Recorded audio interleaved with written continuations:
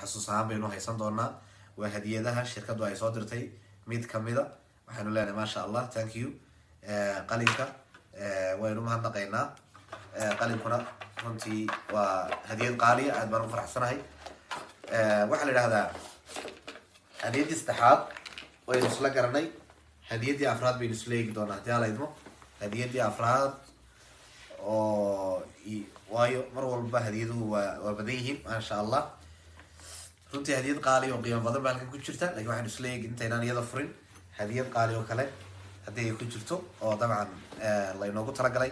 dabcan waxaa jirtay bilad weyn oo runtii suudharka loogu talagalay oo eagle manager tilmaamaysa oo dabcan halkaa lagu rito.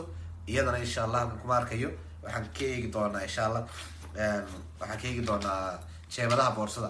laakiin fariintii ugu qaalisanayd ee ka timaada madaxweynihii shirkadda Forever Living Product eagle managerska markaa ku socota ayaaba halkan ku jirta.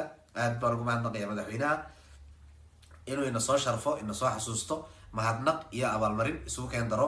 dabcan abaalmarinaha imka aan idiin tirinayo lacagtii baa ka maqan, waxaan soo keliya waa wixii la taaban karayay ee la qaadan karayay la isticmaalayay. laakiin lacagteedu waa mahadnaqaya madaxweynaha inuu ina soo sharfo, ina soo xasuusto, mahadnaq iyo abaalmarin isugu keen daro. dabcan abaalmarinaha imka aan idiin tirinayo lacagtii baa ka maqan, waxaan soo keliya waa wixii la taaban karayay ee la qaadan karayay la isticmaalayay. laakiin lacagteedu waa gooni, taa sheegi mayno. laakiin waxaanu isla eegaynaa fariinta madaxweynaha uu inoo siday insha allah.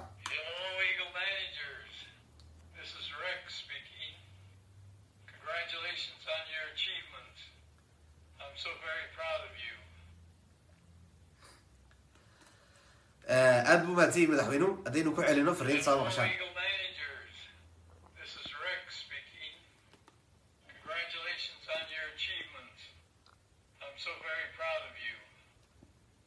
maasha allah, taankii waan leenahay madaxweynaha, aad buu mahadsan yahay.